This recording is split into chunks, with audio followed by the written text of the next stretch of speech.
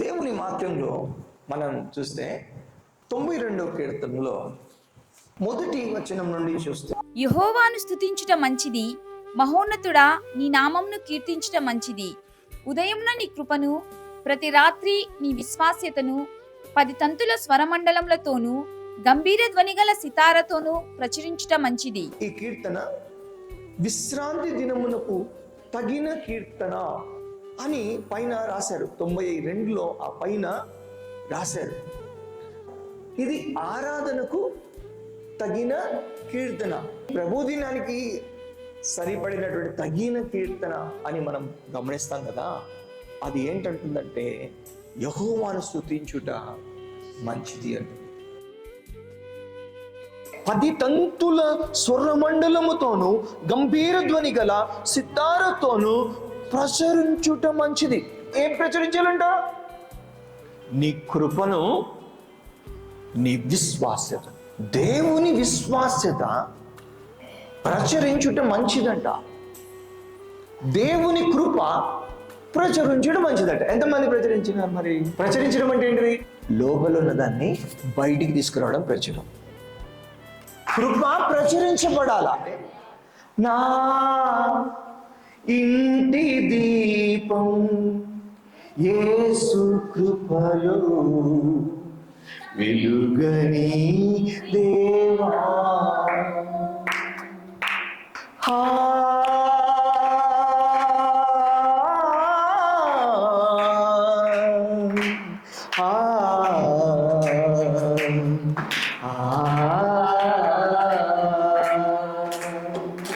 నన్ను నీలో నిత్యము బ్రతుకని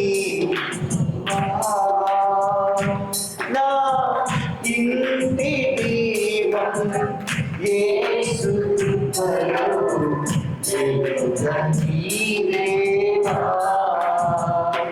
నా ఇంటి దీపం యేసు కృపలో వెలుగని దేవా.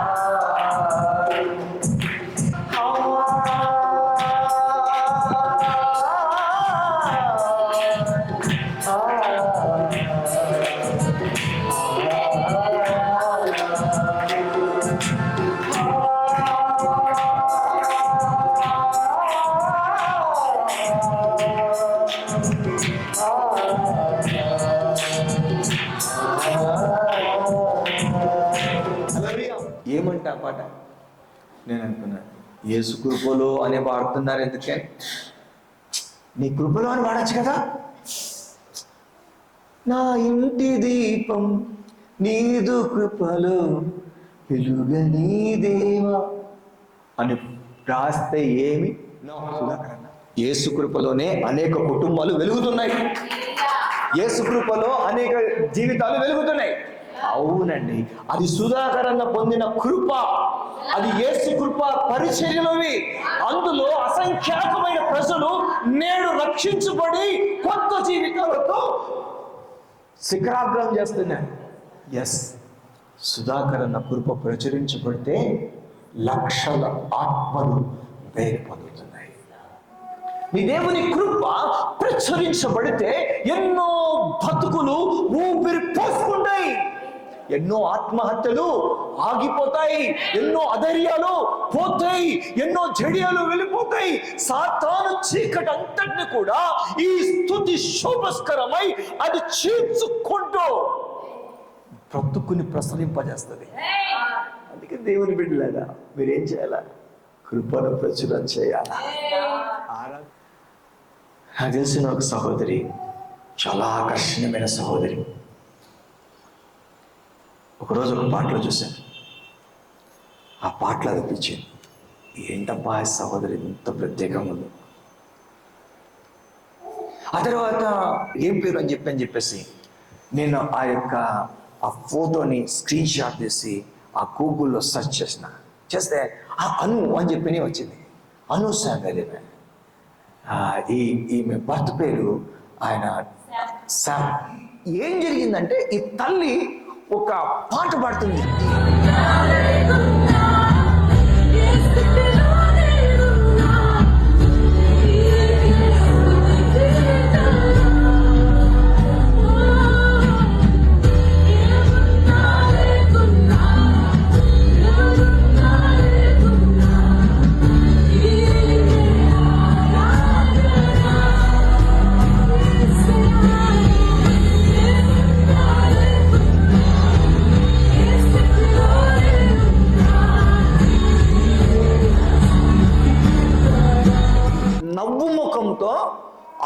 పాడుతుంది. ఏంటి పాట అని చెప్పండి. పాట పాడిందేమో ఈ కొన్ని గంటల ముందు 10వ తారీఖున భర్తను కోల్పోయింది. ఇంత చిన్న వయసులో భర్తను కోల్పోయింది. ఆ బాధలో, ఆ వేదనలో అనేకుల్ని పడేయకుండా స్తుతిని ప్రచురం చేస్తుంది. ఒక సహోదరి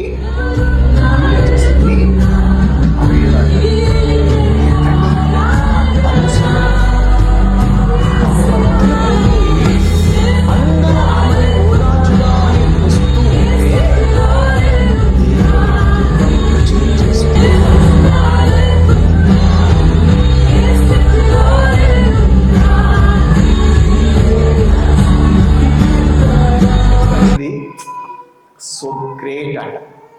నీ దేవుని కృప ప్రచురించబడితే, నీ దేవుని స్తుతి ప్రచురించబడితే, నాకెంత నష్టం వచ్చినా పర్లేదు, నా పరిస్థితి ఏమైనా పర్లేదు, నా దేవుని నామము గణపరచబడాల, యెహోవా నామమునకే స్తుతి కలుగును గాక అంటే దైవ కార్యం విషయంలో నువ్వెంత నమ్మకంగా ఉన్నావో చూడు, నువ్వెంత మంచి విశ్వాసమో చూడు.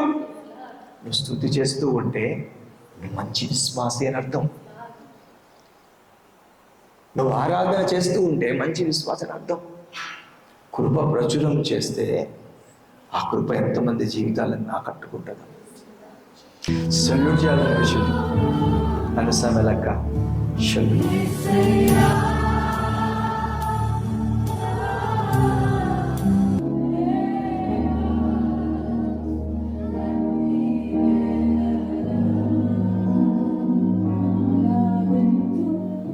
నువ్వు ఆ రోజు సంతోషంలో దేవుని మహిమపరిచినావు, ఈరోజు కొండంత భర్తను పోగొట్టుకున్నావు. ఏది ఏసి పూడ్చలేవు, దేని చేత నేను ఓదార్చలేవు. అయినా అంత దుఃఖములో కూడా ఆయన నామమునకే స్తుతి కలుగుగాక అంటుందే. ఇప్పటి వరకు కూడా ఆ శోభస్కరమైన స్తుతి ఆమె మానలేదు. అట్లాంటి ఆరాధకులు ఎన్ని దైవ కార్యాలకు కారణమవుతారు. అవునా? స్తుతి మానేస్తున్నావా? కొన్ని పరిస్థితులు బట్టి స్తుతి మానేస్తున్నావా? ఆరోగ్యం బాగాలేదు స్తుతి మానేస్తావా? ఇంట్లో బాగాలేదు స్తుతి మానేస్తావా? మనసు బాగాలేదు స్తుతి మానేస్తావా? ఒక్క సుధాకరంగా తాను పొందిన కృపను ప్రచురం చేస్తే ఎన్ని బ్రతుకులు వెలిగిపోబడ్డాయి. స్తుతి చేయుట, స్తుతి చేయుట యథార్థవంతులకు శుభస్కరం. ఉదయమున దేవుని కృపను ప్రచురము చేయుట మంచిది. అది ఎలాగా? గంభీర ధ్వని గల సితారాతో ప్రచురించుట మంచిది అంట. ఇంకో నీతిమంతులు ఖర్జూర వృక్షం వలె మొవ్వవేయుదురు, లెబానోను మీది దేవదారు వృక్షం వలె వారు ఎదుగుదురు. యెహోవా మందిరంలో నాటబడిన వారై వారు మన దేవుని ఆవరణములలో వర్ధిల్లుదురు. ఎన్ని ప్రయత్నాలు చేసినా నీకెంతో ఎదగలేవు, కానీ దేవుని సన్నిధిలో నువ్వు ఎదుగుతావు. దేవుని స్తుతి చేస్తూ ఉంటే నీ ఎదుగుదలని ఎవ్వరూ ఆపలేరు. ఆపారా? దానియేలు ఎదుగుదలని ఆపారా? నీ ఎదుగుదలని ఎవ్వరూ ఆపలేరు. నువ్వు ఎదిగిపోతూ ఉంటే చూస్తూ ఉండడమే తప్ప ఎవ్వరూ ఏం చేసే పరిస్థితి ఉండదు. మందిరం యొక్క ఆశీర్వాదం అట్లాంటిది. కారణం ఏంటో తెలుసా అండి? దేవుని విశ్వాసత యొక్క ప్రకటన ఉందంట. విశ్వాసత అంటే ఏంటిదంటే దేవుని వాక్యంలో ఉన్నాయి కొన్ని. మనము నమ్మదగని వారుగా ఉన్నప్పటికీ దేవుని వాక్యము నమ్మదగినది అని చెప్పని తిమోతి పత్రికలో రాస్తూ 2వ అధ్యాయంలో రాస్తూ దేవుని వాక్యం నమ్మదగింది, కానీ మనము అంటే విశ్వాసులము నమ్మదగని వారము అవుతాము. మనం నమ్మదగని వారం అయినప్పటికీ కూడా ఆయన నమ్మదగిన వాడుగా, ఆయన నమ్మకస్తుడు, ఆయన విశ్వాస్యత కలిగిన దేవుడు. మీకా గ్రంథంలో రాయబడింది 7వ అధ్యాయము 18 నుండి 20వ వచనం వరకు చూస్తే, తన స్వాస్యములో శేషించిన వారి దోషమును పరిహరించి వారు చేసిన అతిక్రమముల విషయమై వారిని క్షమించు, దేవుడైన నీతో సముడైన దేవుడు ఉన్నాడా? ఆయన కనికరము చూపుడేందు సంతోషించువాడు కనుక నిరంతరము కోపించుడు.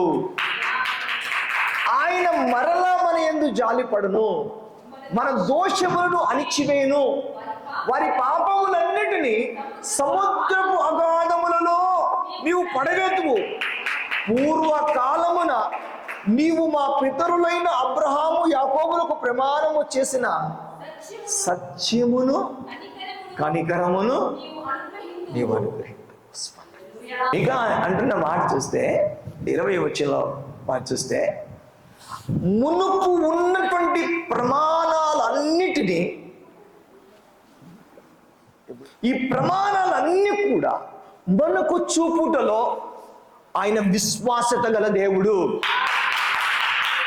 ఆయన ఆడిన మాట విషయంలో మాట తప్పని నమ్మదగిన వాడు. బైబిల్లో పితరులతో మాట్లాడినవి పిల్లల జీవితంలో చేసి చూపించిన వాడు. యుగాంతమందు కుమారుని ద్వారా మాట్లాడినవి మన జీవితంలో ప్రవేశపెట్టేవాడు, నెరవేర్చేవాడు. నేను ఒక్కటి అంటాను చెప్పిన ఆ విషయమే ప్రియులారా, నీకున్న ప్రమాణమును నెరవేర్చుటలో ఆయన లాంటి వాడు ఎవ్వడూ లేడు. ఇప్పుడు నా దేవుడు ఎట్లాంటోడైతే నా నమ్మకం గట్టిది ఉంటుంది. నా దేవుడు ఎట్లాంటోడైతే నేను స్థిరంగా ఉంటాను. నా దేవుడు ఎట్లాంటోడో దాన్ని బట్టే నా జీవితం ఉంటుంది. దాన్ని బట్టే నీ ముందుగతి ఉంటుంది. నా ముందుగతి కరెక్ట్గా ఉంటుంది. అట్లనే ఉంటుందా అంటే ఉంటుంది. ఎందుకంటే నమ్మదగిన దేవుడిని బట్టి ఉంటుంది. నువ్వు ఎంత నమ్మేవో నాకు తెలియదు, కానీ మందిరంలో ప్రచురమయ్యే దేవుని విశ్వాసత అది నువ్వు అనుభవించేలాగా చేస్తుంది. నీకు ఇది చూడడం ఇష్టం లేదని నీకు ఉందనుకోండి, ఇది చేయడం ఇష్టం లేదని నీకు ఉందనుకోండి, ఈ పనికి మంది నాకు అవసరం లేదు అని నీకు ఉందనుకోండి, అది చేయకుండా లేకపోతున్నా అని బాధ ఉందనుకోండి, నిన్ను పరిశుద్ధపరచువాడు దానిని దూరం చేయట్లో విశ్వాసత కలిగిన వాడు. నువ్వు గాలికి రెల్లులాగా ఊగుతున్నావు అనుకో, నేను రాయిలాగా స్థిరపరిచే విషయంలో నమ్మదగిన వాడు, నమ్ముకోదగిన వాడు. నాకు అనిపిస్తుంది ఆయన అట్లాంటోడే. ఆయన ఆ ప్రజల విషయంలో చేసే కార్యాలు అట్లాంటివే. ప్రకటన గ్రంథం 1వ అధ్యాయంలో 4-5 వచనాలు నమ్మకమైన సాక్షియు, మృతులలో నుండి ఆది సంభూతుడుగా లేచిన వాడును, భూపతులకు అధిపత్యునైన యేసుక్రీస్తు నుండియు కృపా సమాధానములు మీకు కలుగునుగాక. మనలను ప్రేమించుచు తన రక్తం వలన మన పాపముల నుండి మనలను విడిపించిన వానికి మహిమయు ప్రభావమును యుగయుగములు కలుగునుగాక. ఆమేన్. ఆయన మనలను తన తండ్రియగు దేవునికి ఒక రాజ్యముగాను యాజకులను గాను చేసెను. అంత ఈజీగా అతిక్రమములు అవి జ్ఞాపకం రాకుండా పోతాయా? అంత ఈజీగా దోషములు అనేటువంటివి పోతాయా?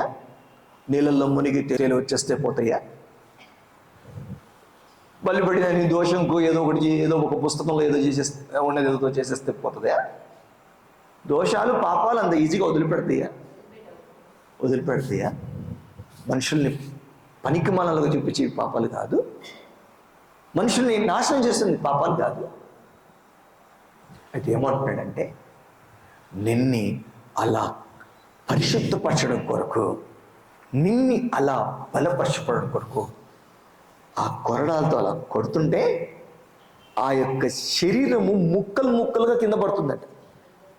చిన్న చిన్న ముక్కలు కింద పడుతుంది. కైమా చూసినారు ఎప్పుడన్నా? చిన్నపిల్లలు కైమా చేస్తారు కదా, అట్లా ఆ కైమా ముక్కల్లాగా యేసుక్రీస్తు ప్రభువు వారి యొక్క శరీరం పడుతూ రక్తం పడుతుంది. రక్తము ఆ యొక్క చిన్న చిన్న ఆ ముక్కలు అంతా కలిసి ఆ ప్రదేశం అంతా ఎదుగుతుంటే వాళ్ళు చూసి అయిపోయింది అనుకుంటున్నావా యేసు, అసలైంది ఉంది అంటే అలా చూసే లోపలే ఆ కుక్కీలు కలిగినటువంటి కొరడ.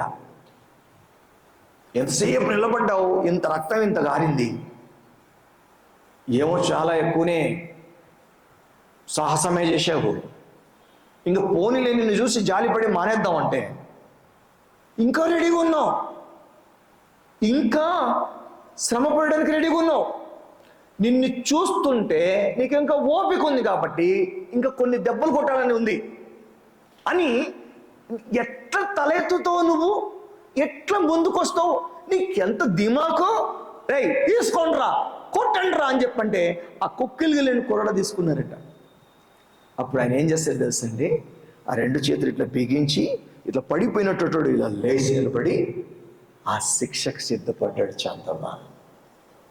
ఎందుకో తెలుసా, ఆ కొరడ దెబ్బ తగిలినప్పుడు, ఆ పీడుతుల దెబ్బలు తగిలినప్పుడు అక్కడ కొద్దిగా వాచి అది పగిలి రక్తం వస్తే నా బిడ్డల్ని ఆ రక్తం ద్వారా కడుక్కోవాలి, నా బిడ్డల పాపాల్ని, నా బిడ్డల రోగాల్ని ఆ పరిశుద్ధ రక్తంతో కడుక్కోవాలి.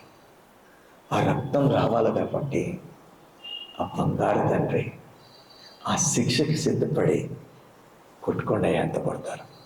మీరు కొట్టినంత మంచిదయ్యా. ఈ మొదలు ఈ గొర్రెపిల్ల ఈ నలిగిపోవడం అనేది ఎంత మంచిదంటే, నేనెంత నలిగి రక్తం వస్తే, నేను ఎంత నలిగి రక్తపు ముద్దవుతే దెబ్బలు నా పిల్లలకు స్వస్థతని తెస్తాయి. కార్చబడిన రక్తం చేత అపవాదిని వాళ్ళు జయిస్తారు. చిందించబడిన రక్తం ద్వారా వాళ్ళు పరిశుద్ధపరచబడతారు అని ఆ బంగారు తండ్రి ఎంత పిండడానికి వీళ్ళు సిద్ధపడితే అంతా పిండించుకొని రక్తము కార్చి నిన్నేం చేశాడు, నీ దోషములను పరిహరించాడు. అందుకే ఈ పనికిమాలినోడు ఈరోజు ఇలా నిలబడ్డాడు. ఆ సిలువలో గొర్రెపిల్లగా వధించబడకపోతే ఈ పనికిమాలినోడికి బతుకులేదు. ఎంత నమ్మకమైనోడండి. ఆడెవరినో పనికిమాలినోడిని బాగు చేయడం కోసం యేసుకు దేవుడు ఒక క్రియను నిర్ణయిస్తే విశ్వాస్యత చూపి నమ్మకమైన వాడుగా నన్ని పరిశుద్ధపరిచే విషయంలో తన నమ్మకత్వాన్ని చూపిస్తూ తన ప్రాణాన్ని పోగొట్టుకున్నాడు. అది యేసు. అందుకే పనికిమాలిన ఆలోచనలు పోయినాయి, అందుకే పనికిమాలిన కోరికలు లేవో, రావో, వచ్చినా నిలబడవో. సాతాను పాపం అంతా కట్టకట్టుకొని వచ్చిన ఏం పాసిబుల్ ఏలలేదు. ఎందుకు తెలుసా, నమ్మకమైన వాడిగా రక్తం చెందించి ఈయనని కాపాడుకున్నాడు. నమ్మకమైన వాడు. నా దేవుని విశ్వాసత మందిరంలో ప్రజలము చేయబడతా ఉంది. నీ కళ్ళలో నీళ్లు, నీ మనసులో కదలిక, ఆత్మ చేసే ప్రక్రియ, మందిర ప్రవాహము.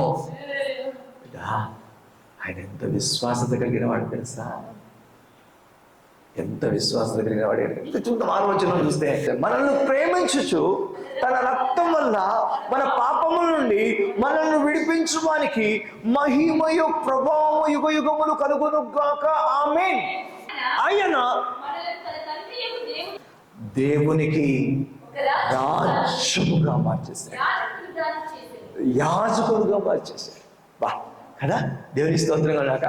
ఆ రోజు పనికిమాలలో కోరిన పెదవులు, పనికిమాల ఆశించిన మనసు ఈ రోజు దేవుని సన్నిధిలో దేవుని కార్యాలను ఆశిస్తూ ఉన్నది.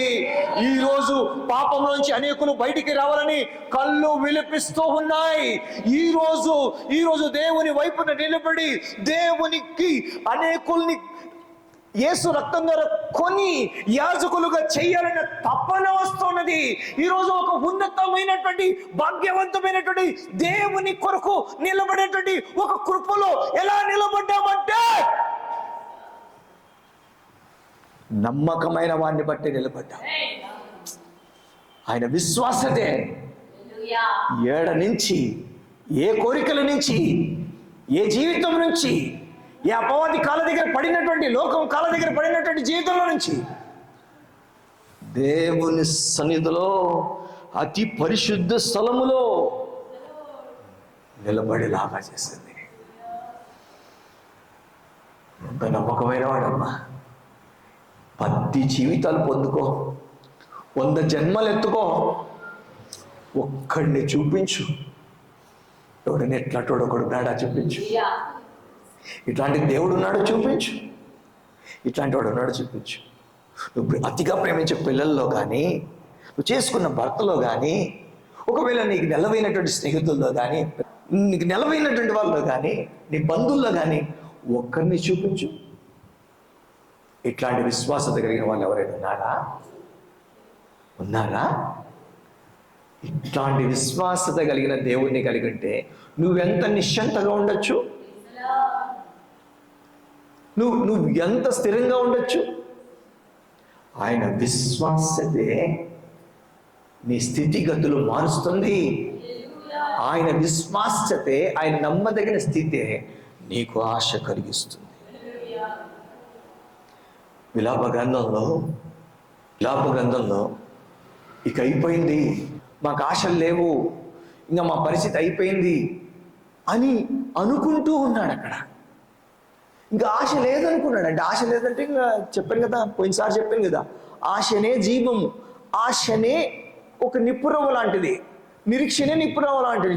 దేవునికి వ్యతిరేకంగా నడిచి బ్రతుకులు పాడైపోయి ఆ నడిచిన నడతలకి పొందినటువంటి ఆ శాపపు బ్రతుకులు, పొందినటువంటి ఆ పాపానికి తగ్గ ఫలితపు బతుకులు. నాతో తమ్ముడు ఒకసారి అన్నాడు, అన్నా ఏం చేసినా కూడా క్షమించిపోయినట్టే కదన్నా మనము. అదే చెప్తున్నారంటే, ఏం లేదు, పప్పులు ఉడకవు, ఏం చేసినా క్షమించబడతారా? యేసుక్రీస్తు మరణం ఒక లైసెన్సా పాపపు పనులు చేయడానికి? నా ప్రభు చనిపోయిందే నేను పరిశుద్ధునిగా చేయడం కోసం, రాజ్య వారసునిగా చేయడం కోసం. నా ప్రభు చేసిన అంత గొప్ప కార్యాన్ని ఇంత పనికి మాలినదిగా చిత్రీకరించే పనికి మాలినోడెవడు? లైసెన్స్ ఏం కాదు. ఒరే బాబు, నువ్వు బలమైన వాడిగా ఉంటావు. ప్రెస్లో తన వాక్యమును బట్టే ఈ విషయంలో కార్యాలు చేస్తున్నాడు, కానీ నీ విశ్వాసమును బట్టి కూడా చేయట్లేదు. అప్పుడు అన్నాడు, నాకు యేసుప్రభు నమ్ముకొని ఏం చేసినా కూడా క్షమించబడతాయని చెప్పినారన్నాడు. పనికి మాల పోతాడు. దేవుని బిడ్డలాగా ఎట్లంటే ఎట్లా చేస్తే చెల్లిపోతుందని చెప్పి అనుకోవద్దండి. చేసే ప్రతి దానికి విలాప వాక్యాలు చూడండి, భయంకరమైనటువంటి పనిష్మెంట్లు ఉన్నాయి, శిక్షలు ఉన్నాయి భయంకరంగా. ఇంకా ఎన్నాళ్ళు అవిధేయతగా తిరుగుతారో, ఇంకా ఎన్నాళ్ళు దేవునికి ఇష్టంగా జీవిస్తారో అన్నిటికీ తగ్గటువంటి భయంకరమైనటువంటి భారము మోసుకునే పరిస్థితి ఉంది. అందుకే ఆయన పిలుస్తున్నాడు, భారం మోసుకొచ్చినటువంటి వారులారా, లేనిపోని పాప వారాలు ఎందుకు మోస్తారు, రండి నేను విశ్రాంతి కలిగిస్తానని. విలాప వాక్యంలో 3వ అధ్యాయము 22-23 వచనాలు చూస్తే, యెహోవా కృపగలవాడు, ఆయన వాత్సల్యత ఎడతెగకుండా నిలుస్తుంది.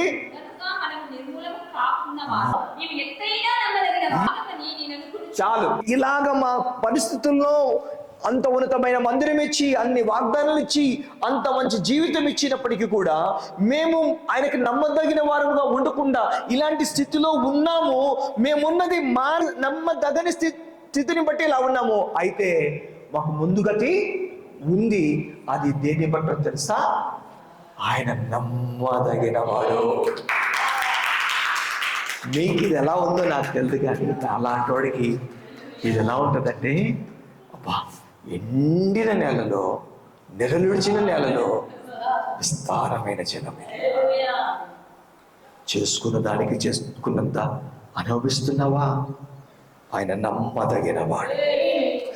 నీకు ముందు గతి ఉంది. నువ్వు పాడైపోవు, నువ్వు భంగమైపోవు, నీకు ఆశ లేకుండా పోదు. నీకు ముందు గతి ఉండనే ఉంది. ఎందుకంటే ఆయన విశ్వాసత గల దేవుడు, ఆయన నమ్మదగిన దేవుడు.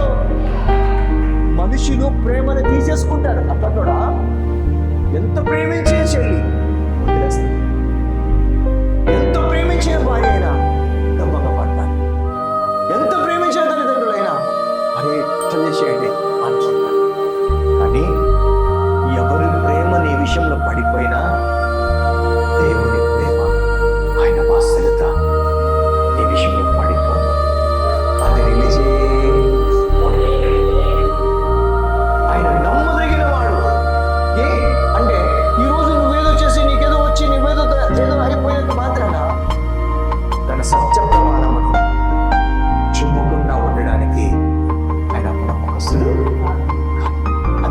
జీవితంలో అన్ని కార్యాలు చేసింది. చెప్పండి, మంచిదేనా? ఆయన విశ్వసనీయత 10 తలుపుల సితారాతో గంభీర ధ్వనితో ప్రకటించుట మంచిదేనా? ఎంత మంచిదో, ఎంత మంచిదో. మొదలైపోయినటువంటి వాళ్ళు లేచి రావాలి. పాతి పెట్టబడినటువంటి వాళ్ళు తిరిగి రావాలా? విశ్వాసం రూపులో దూరైపోయినా, ఎముకలో ఎముకైపోయినా, ఒకళ్ళని ఇది ఏమీ లేకపోయినా, నిన్ను బట్టి, నీ పరిస్థితిని బట్టి, నువ్వు చేసిన దాన్ని బట్టి నీకు ఆశ ఏమి లేకుండా ఎంతైనా నమ్మదగిన వాడవు నా యేసయ్యా, వాగ్దానమిచ్చి నెరవేర్చను సమర్థుడవు నీవు. ఆయన నమ్మదగిన వాడు, విశ్వాసత కలిగిన వాడు. సరే, నీ ప్రతి జీవితంలో ఏమొచ్చి ఏం పోయినా, ఏమైనా, ఏదైనా, ఇంకా ఏం లేకపోయినా, ఇక అంతా అయిపోయింది అనుకున్నా కూడా నీ నీతిని బట్టి, నీ మంచిని బట్టి కాదు, ఆయన విశ్వాసతను బట్టి, ఆయన విశ్వాసతను బట్టి నీకేమైనా నీవున్న చోట్లో, నీ ఇంటిలో, నీ పనిలో, నీ అన్ని రంగాల్లో నువ్వు ఎక్కడ ఉంటే అక్కడ నీ తండ్రి మహిమపరచబడుతున్నాడా? కార్యాలు తీసుకోవచ్చు. ఎందుకు నీకు ఆనందం ఇచ్చే దేవుడు, ఎందుకు నువ్వు గొప్ప చేయని దేవుని? నువ్వు జీవితంలో ఆస్తిని పోగొట్టుకున్నాడు, ఐశ్వర్యాన్ని పోగొట్టుకున్నాడు, కన్నబిడ్డలను పోగొట్టుకున్నాడు, ఉన్నతంతో పోగొట్టుకున్నాడు, ఆరోగ్యాన్ని పోగొట్టుకున్నాడు, అన్నిటిని పోగొట్టుకొని ఒక్క మాట ఏమని తెలిసింది?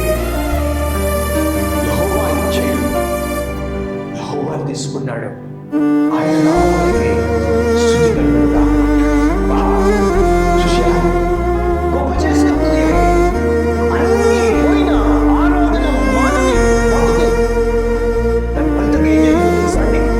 బిడ్డలు వచ్చారు, ఆస్తి వచ్చింది, ఐశ్వర్యం వచ్చింది, అంతకంతకు తేజరిల్లి రెండంతల ఆశీర్వాదంతో అనేకులు ప్రార్థన చేత బతికించేవాడిలాగా, అనేకులు అతని సేవింపు ద్వారా విమోచన ఇచ్చే విధముగా, అనేకులు దీవించబడే విధంగా అతని వెలుగు తేజరిల్లింది. కాబట్టి తెలుసా అండి? స్తుతి చేయుట అతనికి సోమస్కరమవుతుంది.